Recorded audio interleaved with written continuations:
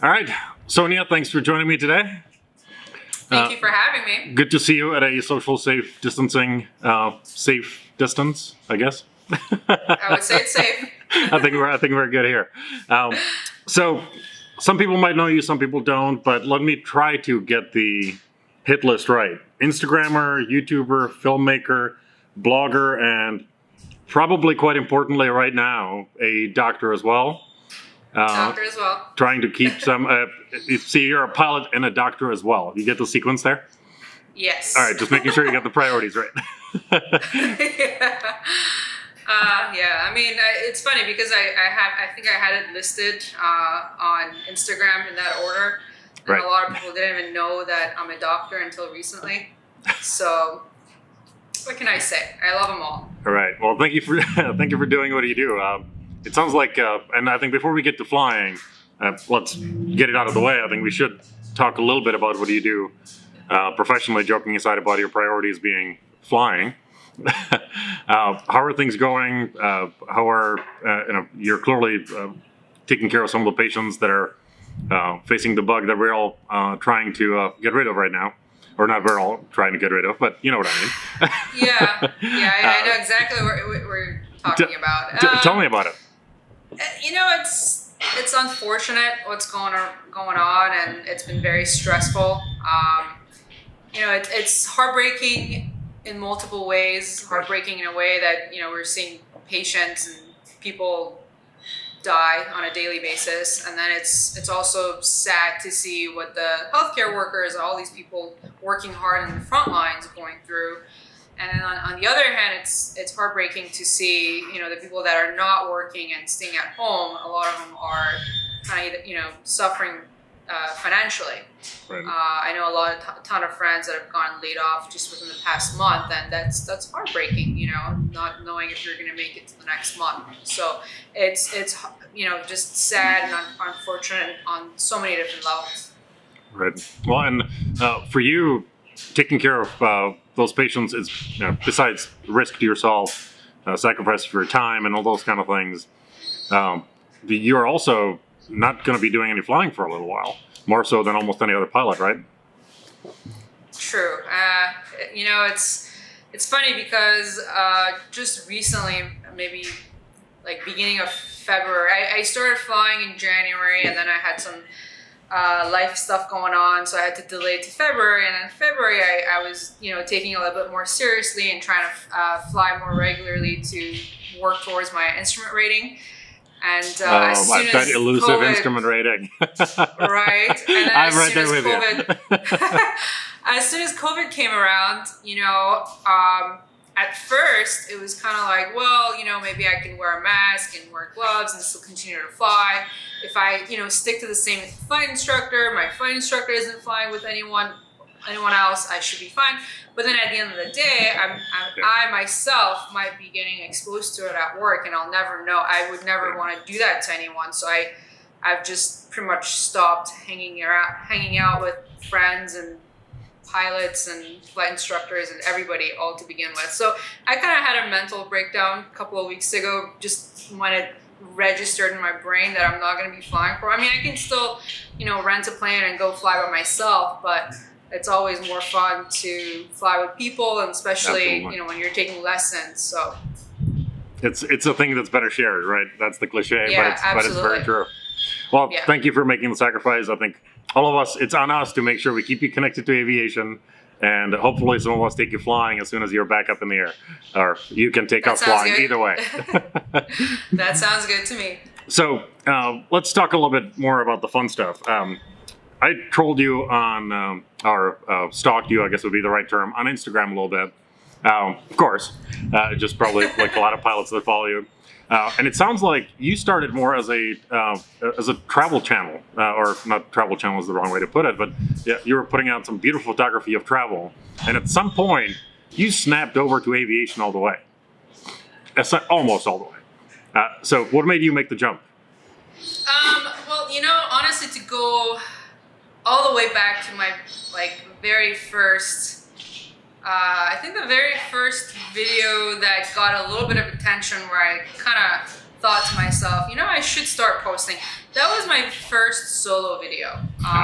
When I first did my solo video, I was so excited and I shared it, and it got maybe a couple of thousand views, and I thought, hey, that's something, people want to see this, and I got a few messages from females saying, oh my God, I saw you doing that solo, it made me want to do it, so that was my laundry.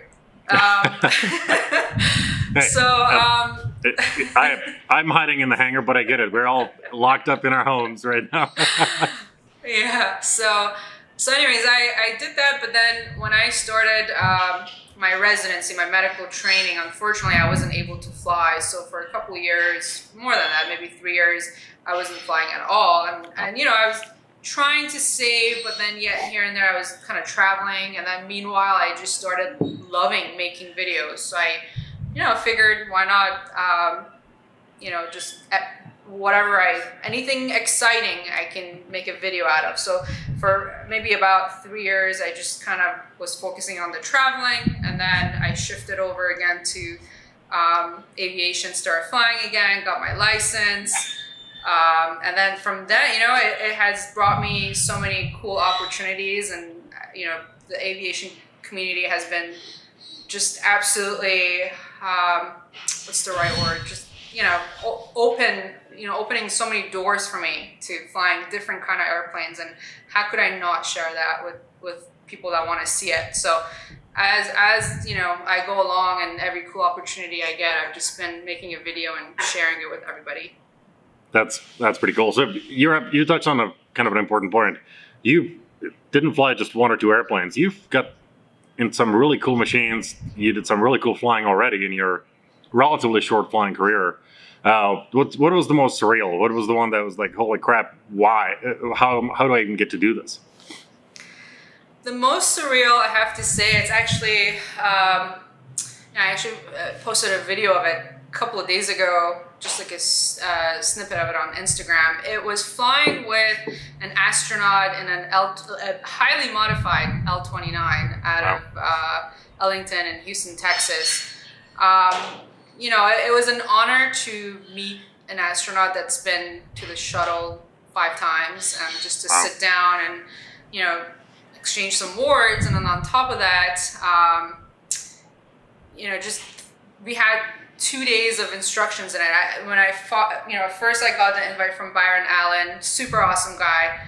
I didn't think I'm going to be able to actually fly it. I thought I'm just going to go there, maybe, get a ride, make a cool video. And then as soon as I got there, they said, are you ready for your first lesson? And I was like, what? I'm going to get to fly this? Are you kidding me? And so my first aerobatic lesson was in an L-29. And I don't think it will ever get any better than that. I don't think anything will really beat this opportunity. It was just amazing. We had 2 days, and then the second day we had a NASA photographer, videographer, who was also been to the space 5 times.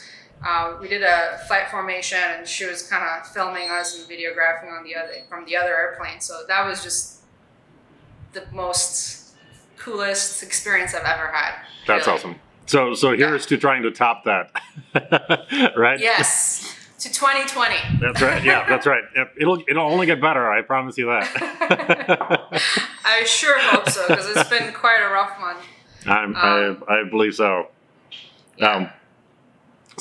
You getting into aviation. I think everybody has an interesting story, but especially here in the U.S., a lot of pilots have my mom or my dad or somebody, my grandfather, somebody kind of passed down the passion for aviation. In my case, I got talked into it, and I completely fell in love with it by a complete stranger. But I guess I'm a bit of talked into it. I absolutely did. So what's your story? How did you get to flying? That's a good question. I didn't have much exposure until right before I started medical school.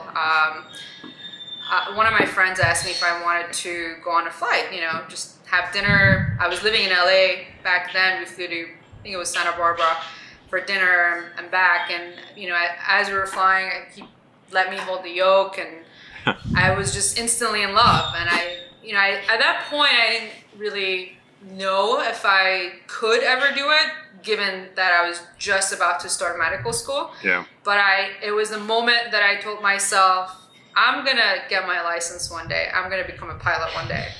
And sure and behold, 4 or 5 years later, I was up in the air flying.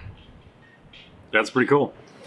So one of the videos that I did notice, you got to fly an Icon A5. Sure, I did. And I've had a ton of fun flying that airplane a couple times as well. And you got to fly it with one of the cooler demo pilots out there. She is the best. I'm going to throw up on the screen a few pieces of your video. But tell me about it. How did you get to know her? You guys both are. You're sort of in Florida now, right? But you're back and forth. Sure. Yeah. She's another awesome Florida pilot. How did you guys meet up, or how did you end up in the Icon?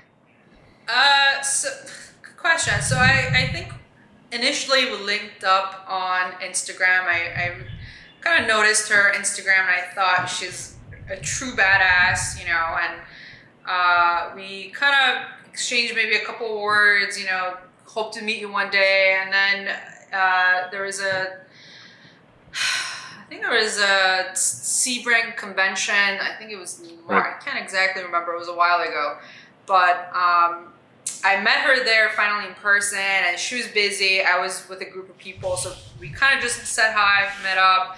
And she said, well, if you ever want to go up for a flight, let me know. I'll take you up. And I said, absolutely, I would love that. So randomly, one day I was in Miami. She shot me a message. Hey, in a couple of days from now, I'm gonna have some time off. I can, we can go up in the air if you like. And I was like, absolutely. Like, just let me know when. And so I met up with her, and we flew out of the Miami seaport and kind of went over to one of the little islands, and it had quite a little audience over there, and it was just fun. It was one of the funnest experiences I've had so far. So that's and I have to say, that it's a polarizing airplane, right? It's had its detractors and its supporters. In the end, it's an incredible machine. It flies absolutely beautifully. It does, yeah. And nothing in aviation is inexpensive. Even more so with the Icon. But if you got it, I think it's worth it, right? Yeah, absolutely. I would love to have one day. Right next to some traveling machine, right? Yeah, absolutely. So, can you imagine how amazing that would be if you just rolled up into one of these, alongside riverside restaurants with your Icon and just pulled in to have dinner? yeah. I can get used to that. I had that experience in Florida when I got my seaplane rating, and then I went back for my quote-unquote advanced seaplane ratings with adventure seaplanes. They're the ones that go between Minnesota and Florida. And that was one of the, I've been flying at that point for about 4 or 5 years. But we pulled onto the boat ramp with a 180 on amphibs, or 182 on amphibs, parked next to a bunch of boats, and went to get food. And that's when it's even 4 or 5 years into flying, it was one of those, is this legal? Is this memorable? Yeah. This is unbelievable. In your brain, yeah. Right. We had a burger and taxied right back out into the water, and it's still, to this day, the best it's burger surreal. of your life, right? So you're absolutely right. With the Icon, even more so, right? It's just, there's an ultimate freedom in being able to get on water, get on land. Yeah, it's amazing, yeah. So, speaking of polarizing, you and I ran into each other at High Sierra. We did, yeah. I absolutely love that event. I love the desert, and I enjoy camping. But it's definitely the opposite of a lot of aviation events. And I want you to solve a political problem for me. And I think I asked Mark Baker about that, and a couple others as well. We have this weird thing in aviation where we're a pretty small community, but because we are all strongly opinionated type A's, and that pretty much goes for every pilot, there is plenty of rifts between pilots that fly from point A to point B for business, for fun, for vacations, people that do stall, especially stall drag, backcountry pilots, and especially stall drag right now is I absolutely love it. I think it's incredible, and that High Sierra was epic, and I can't wait to go back. But it has its detractors, and we seem to have enough of these infightings of the subgroups in aviation. We seem to be too small to have so many arguments about who is doing it better or who is right or wrong in their flying.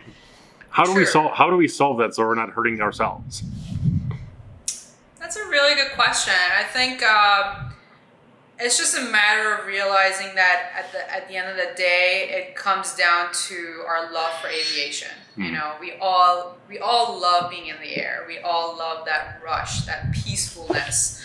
Right. You know, it doesn't matter the form or what, you know, if you do it as a career or just for fun. I think at the end of the day, we have to realize where that passion really comes from, and just you know, emphasize on that, and keep reminding that it doesn't matter what you fly, if it's a stall drag airplane or, you know, a 777. It really doesn't matter. It's all just that love of it. You know, it all began from just wanting to be in the air, you know, right. And it just kind of evolved. So, but that is, I do know what you mean, and it does kind of segregate these little cliques within the aviation community for sure.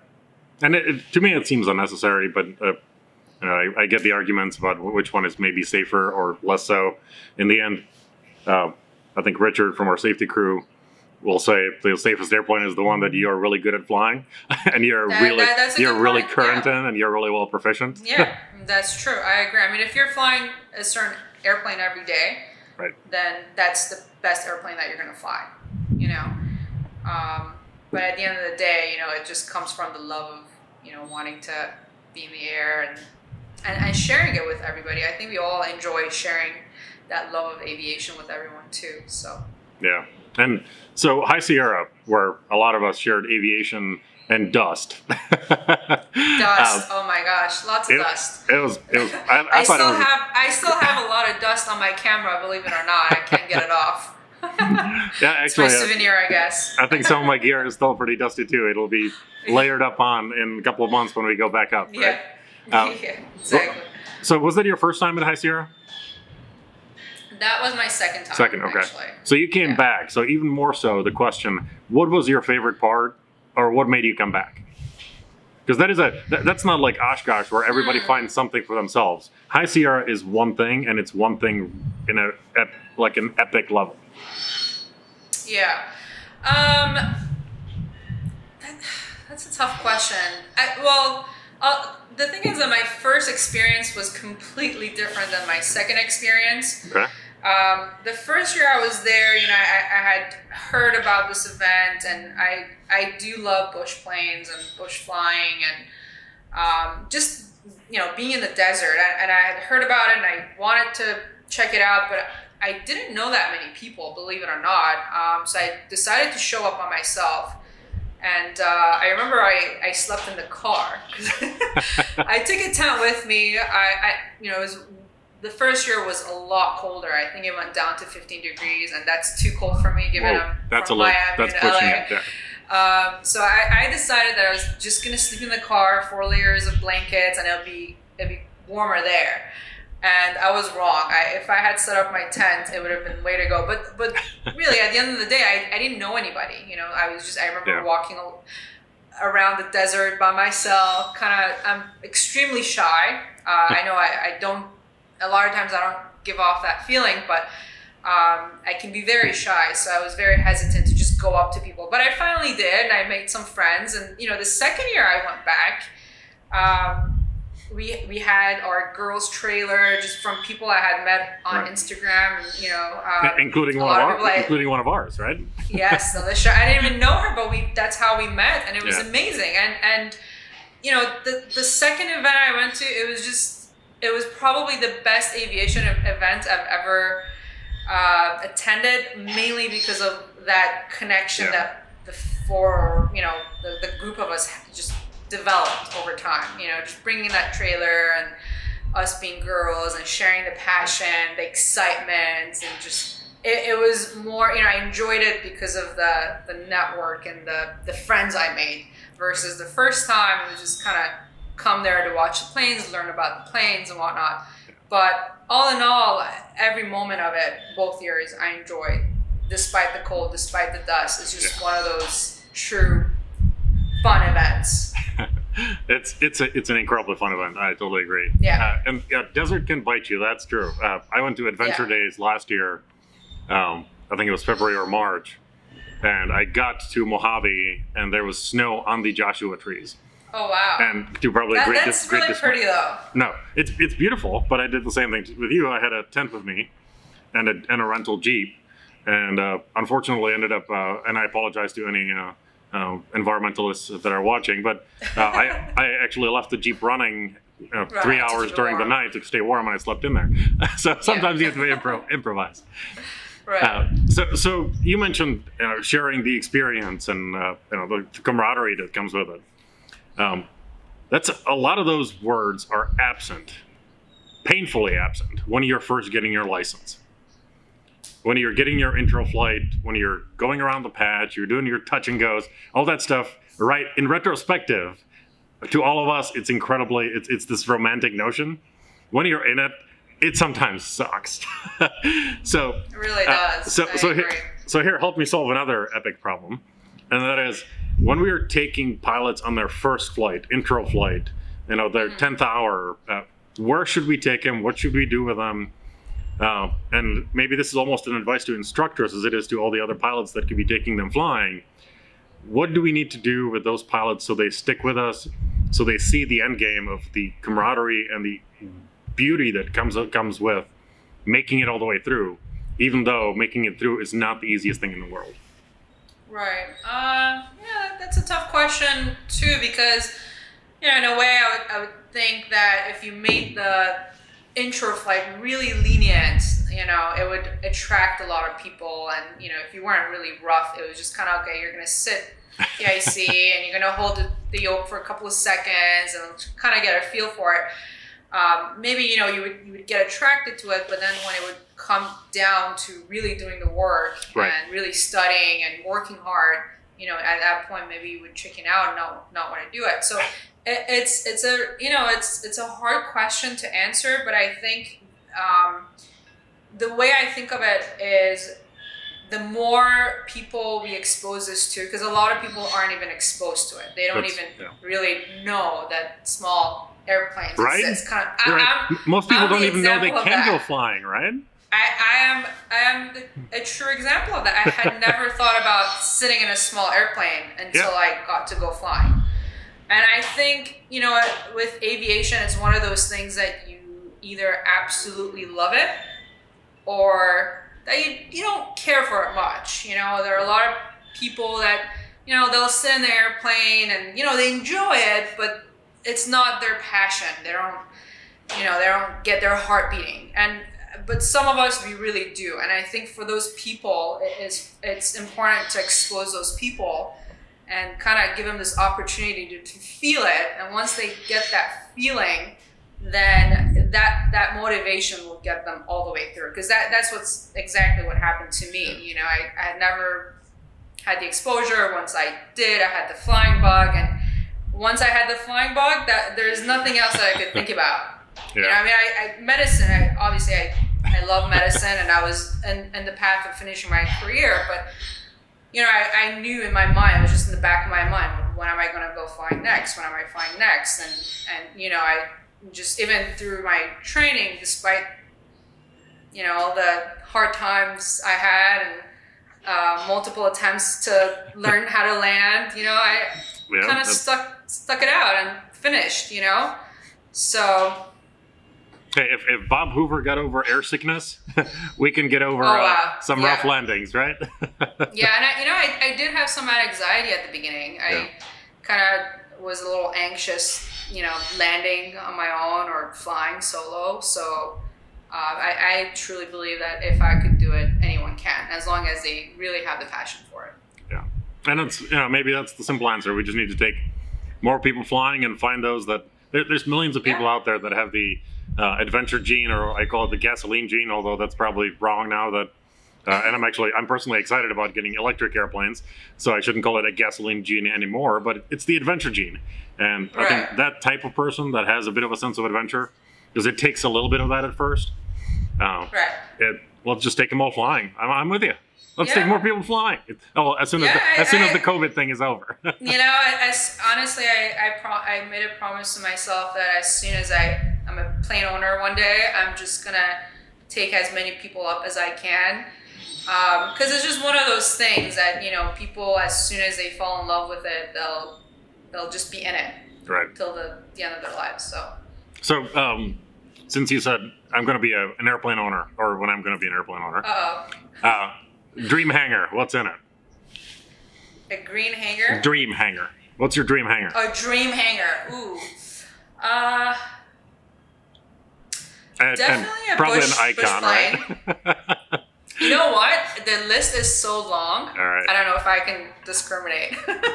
I think the first plane I would want to have, it would be something simple. It doesn't really.